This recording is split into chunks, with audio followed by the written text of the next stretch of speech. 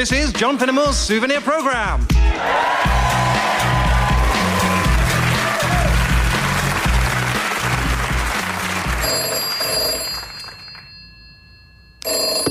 Hello, Rome HQ, working for a Roman tomorrow. Hello, Romulus, dear, is that you? Oh, hi, Mum. Are you okay? Yes, I'm fine. How are you? Pretty busy with, Rome.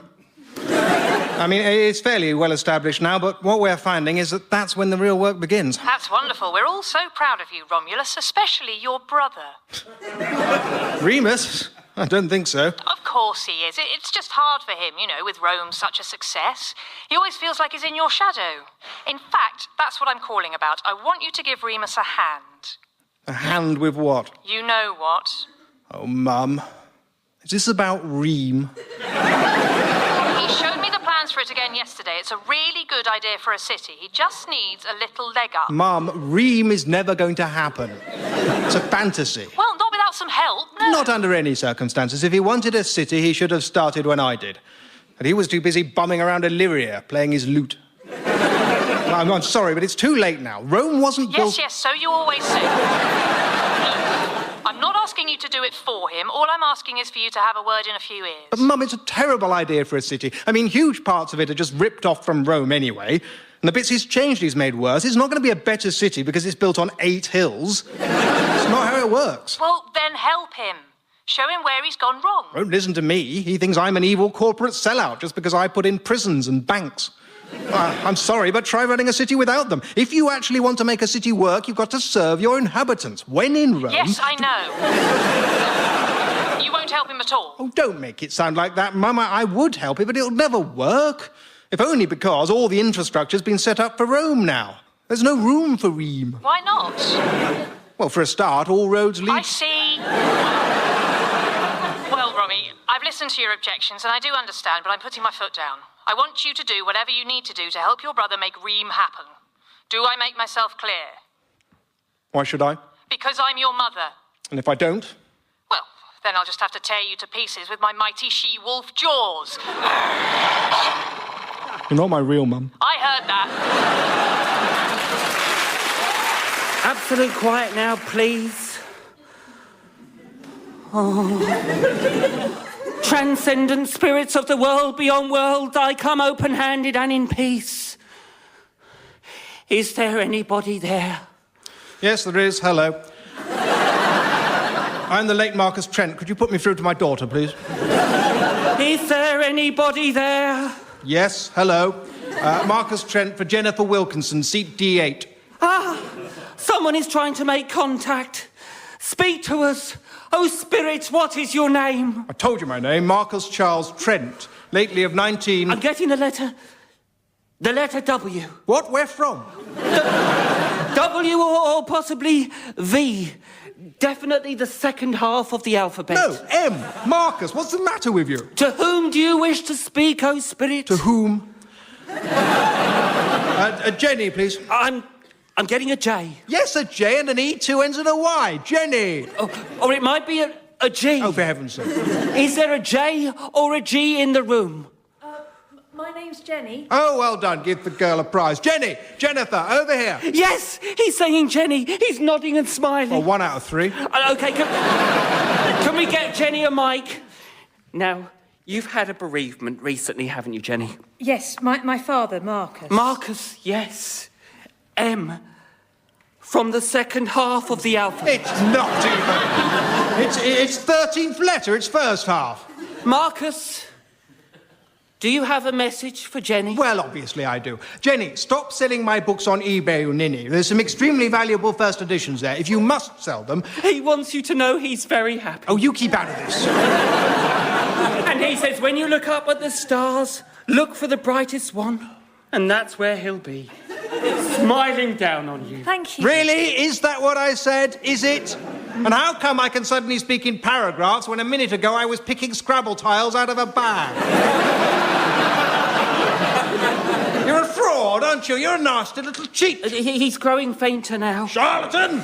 I'd haunt you for this, but you wouldn't even notice. Oh, but there's one more thing. Don't forget to kiss the ickle nosy of every kitten you ever do see.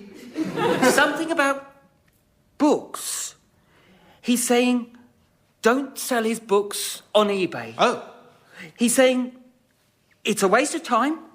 They're only cheap book club editions. They're worthless. What? He's saying you might as well give them to Oxfam or... Oh, no, that is embarrassing. What? Yes, what? Well, he...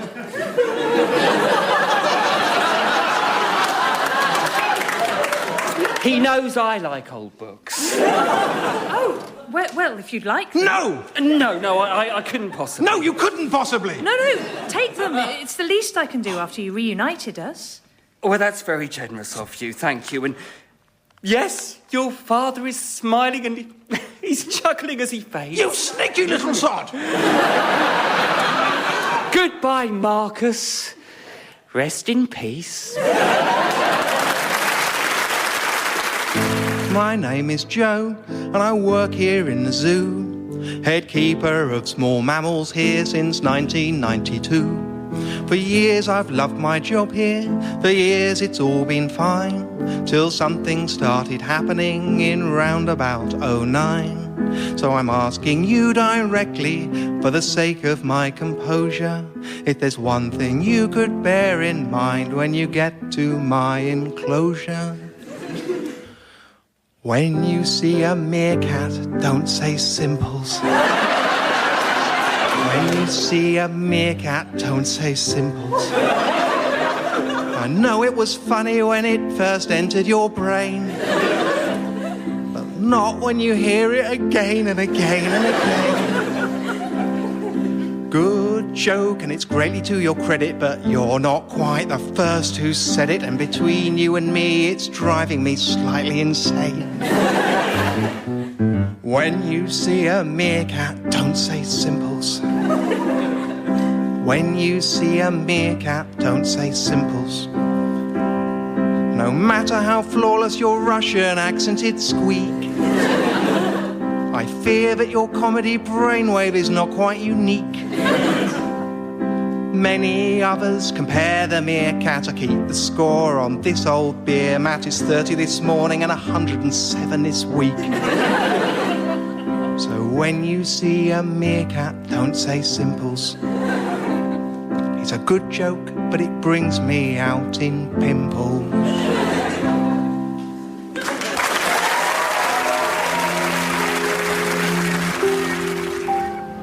Excuse me, may I join you? By all means. In the old days, there would have been need for some ludicrous passphrase, perhaps. I doubt it. We never went in for those as much as was thought. Mr. Avdeyev. Mr. Fennick, a great pleasure at last. Indeed.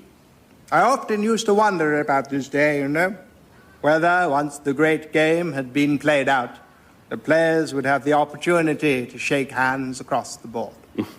And congratulate ourselves, perhaps, that the deadliest pieces were never played. The RDSs. Trident. The ICBMs. The Thompson Pulse. I beg your pardon? The Thompson Pulse. What is that? Come, Dmitri, you and I are too old to dance. I really have no idea what you mean. Well, no doubt you rechristened your version. I'm speaking, as well you know, of the vast, undetectable electromagnetic pulse that, whilst harmless to humans, would have reduced all metal within a radius of 1,000 kilometers to the consistency of butter. My goodness, that sounds great. You should have used it. We couldn't. You'd have used yours. Honestly, Julian, we didn't have one. But you must have done. And Baldwin must have given it to you. Well, Baldwin was one of yours. Yes, but then you turned him. Yes, but then you turned him back. Yes, but then you turned him back from being turned back. No, we left him as he was. No. Look, I have it written down. Let me see. Yes, here we are. Baldwin was ours, then yours, then ours again, but pretending to be yours. I forgot he was only pretending. Yes. So we could have used the Thompson Pulse at any time, without retaliation. Yes. When did you develop it? 1957. That would have been a much shorter game. Yes. Oh, dear. I wish I hadn't come now.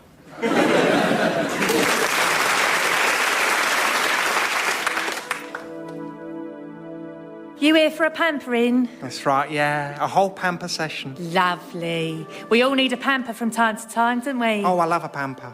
I got here at 10 and I'm being pampered more or less relentlessly until lunch. Lovely. But you should do what I do. I come for a pampering day. Lovely. It is lovely. It's basically a whole day of being pampered. You're pampered in the morning, pampered in the afternoon, then there's a short break from the pampering for dinner, then it's pamper, pamper, pamper all evening till bed. I'm on a pampering weekend. Lovely. It is lovely. There's 3 days of pure pamperment with teams of dedicated pampers working in relay, so there's never a moment when the pampering abates. From when the first slice of toast is pampered into your mouth until you're finally pampered into bed, where a special pampering duvet from Japan actually pampers you as you sleep. Lovely. Well, I'm in the perpetual pamperment programme. Lovely. Yeah, unlimited pampering sessions in the pamper parlour, pampering swims in the pamper pool, where trained aqua pamperers swim alongside me, feeding me truffles, and then afterwards pat me dry with a little baby duckling. And pampering meals of pamplemousse and pampas grass, all specially flown in from Pamplona. Well, I'm sorry, but frankly, I owe it to myself. After all, I am a very special person. No, really, you're kidding me. No, I am. Very special. I'm a very special person too. No. And me? No. Yes. Next thing, I suppose you'll be telling us you're a special person as well. Well, let me just put it like this. I'm so very special in every special way. I'll get specialer and specialer each special day. And I know that's true because I've got it on a cup. My name is Kath, and I run the penguin pool. And heaven knows as jobs go, I know mine is pretty cool. But I gather Joe from Meerkats has had a little moan, and I thought I might just pipe up with a comment of my own. If you think that penguin's poorly and you want an explanation, please read the bloody sign before you make your accusation. That penguin's not neglected, it is molting. That penguin's not neglected, it is molting. It's the way that he's made, he is perfectly fine. Which you'd know, by the way, had you looked at the sign. Free food and free accommodation, a constant stream of admiration. His standard of living is quite a lot better than mine. That penguin's not neglected, it is molting. That penguin's not neglected, it is molting. I promise you guys, we watch out for them here. He's on top of the world, you have nothing to fear. Let me give you one good reason. They molt just after mating season, so frankly he's happier now than he's been all year. No, that penguin's not neglected, it is molting. He can't help that halfway through he looks revolting.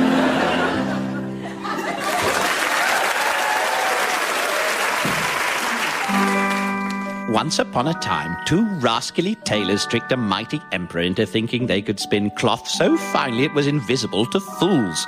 When he paraded naked before his people, a little boy called out, Ha ha, the emperor's got no clothes. and all the people And I realized... can see his winky. And all the people realized what a foolish emperor they had and laughed long and loud at him and his winky.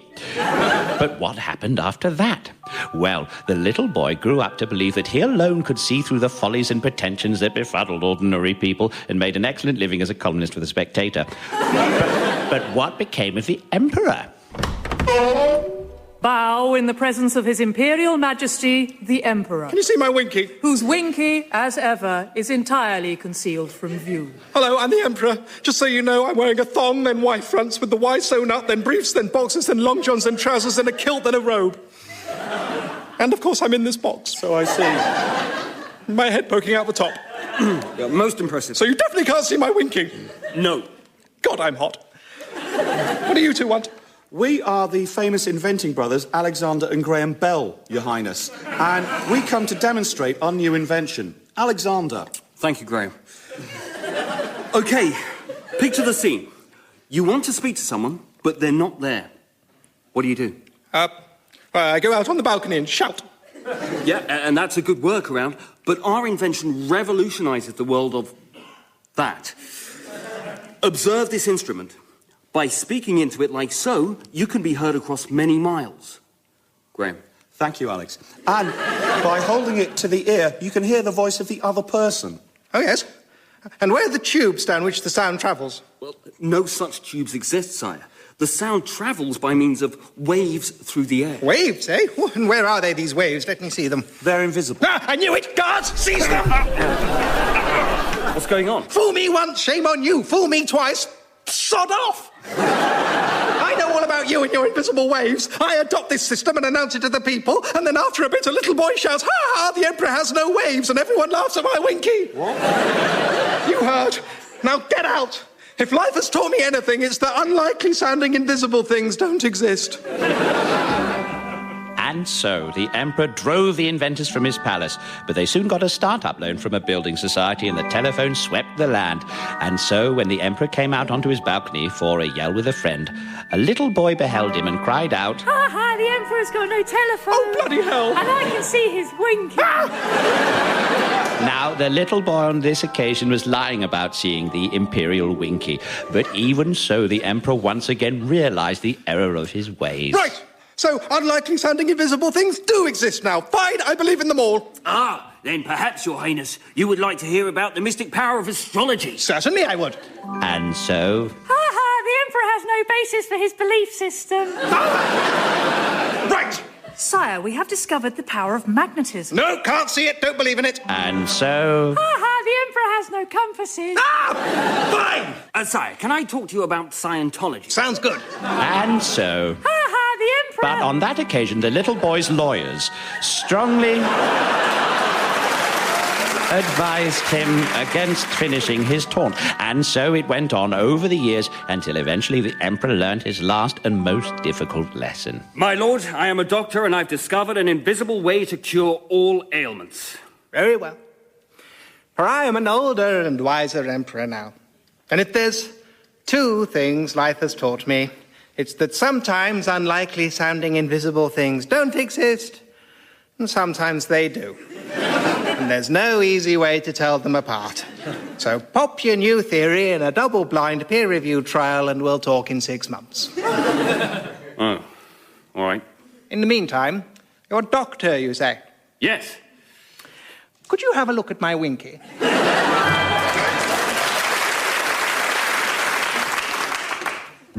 My name is Tom, and I'm the keeper of Gnoos. And frankly, when you come here, you can say just what you choose. You can say, "Ooh, aren't they ugly?" You can say, "Ooh, aren't they big?" You can point out that their horns look like a 1950s wig. Though, of course, it bores me rigid. I can stand the repetition. Be as boring as you like, at least on one condition. Don't press the button on the light blue bollard.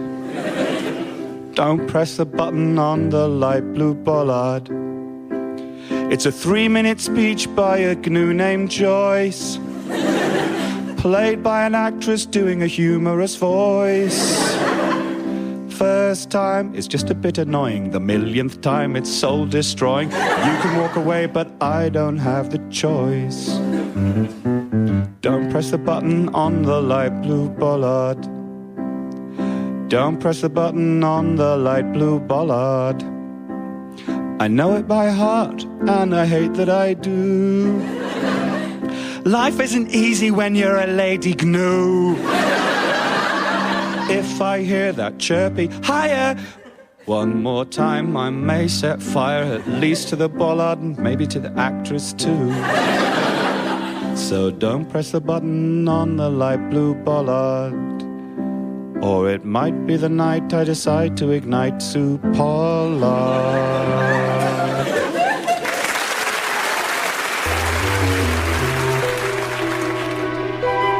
Well, since you ask me for a swashbuckling story of terror on the high seas, I believe I can oblige you.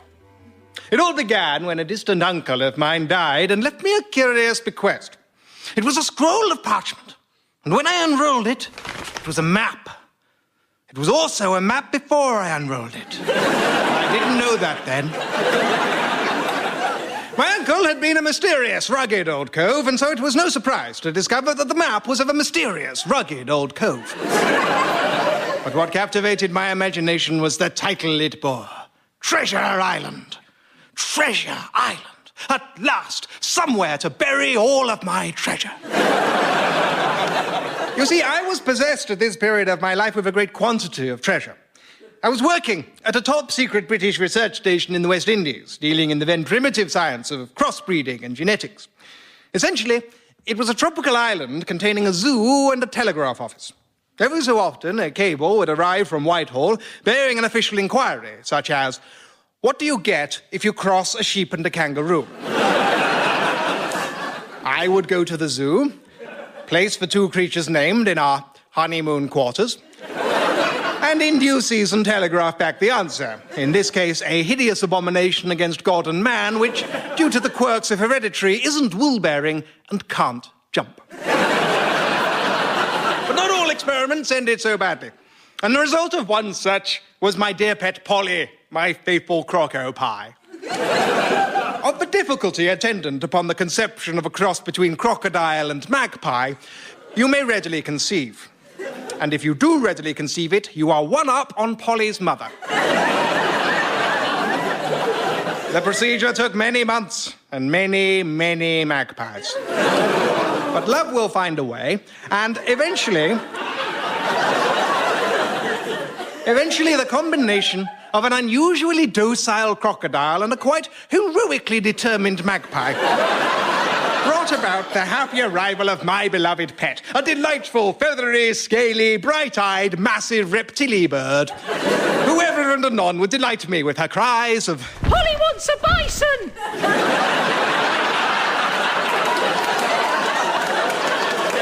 The combination of her father's sharp eye for a glistening bauble and her mother's mighty crocodilian jaws made her an accomplished little thief and murderer. And barely a day would pass without her flying in through my bedroom window, open or not, with a diamond ring or sapphire anklet, often, regrettably, along with the attendant limb. And so it was that Polly accompanied me as we set off to the island's docks in search of a trustworthy ship's master and crew. The first fellow we saw was in a low tavern by the name of the Pirate's Rest, where he was having a rest. What is your name, honest fellow, quoth I? They call me Captain Groat, said he. If they live long enough.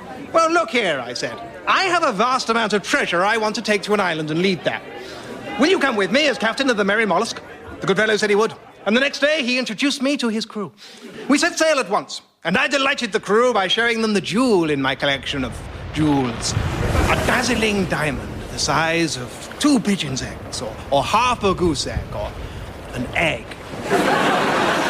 The men were childishly delighted by it and passed it round eagerly amongst themselves, although, to my annoyance, one of them mislaid it almost immediately.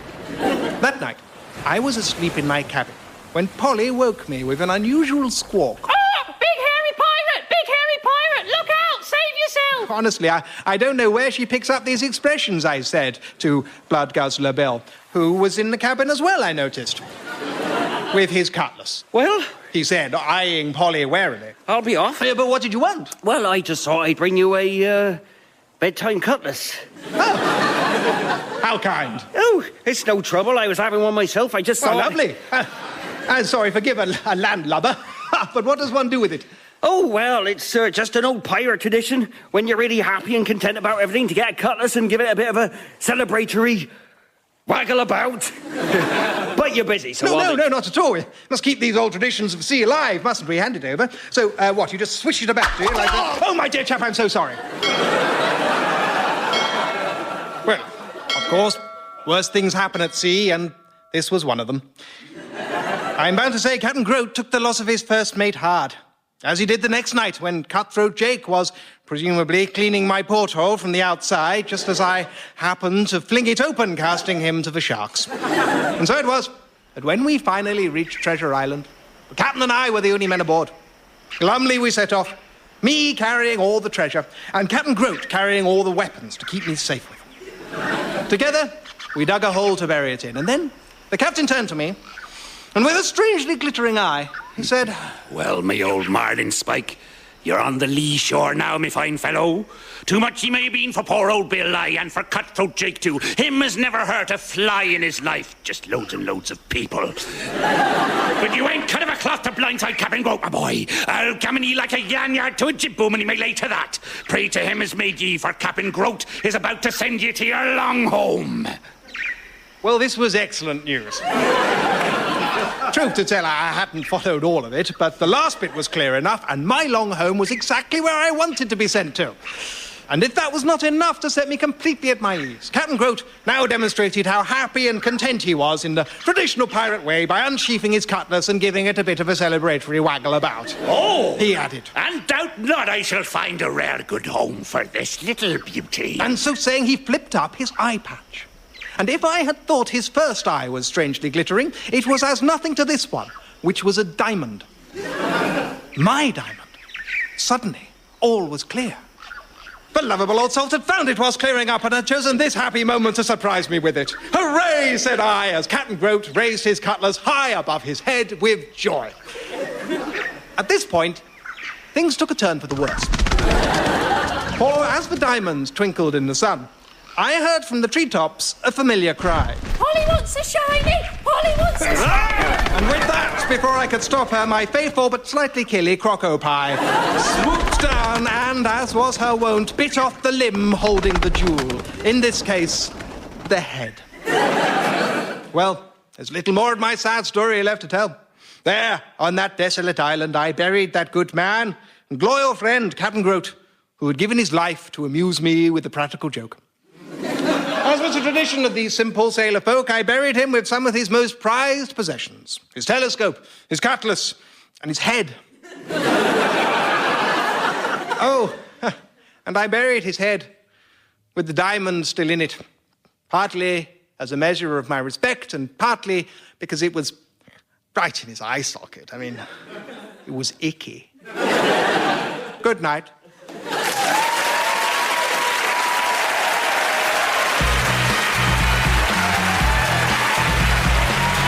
John Finnemore's Souvenir programme was written by and starred John Finnemore with Simon Kane, Carrie, Quinlan and Lawry Lewin.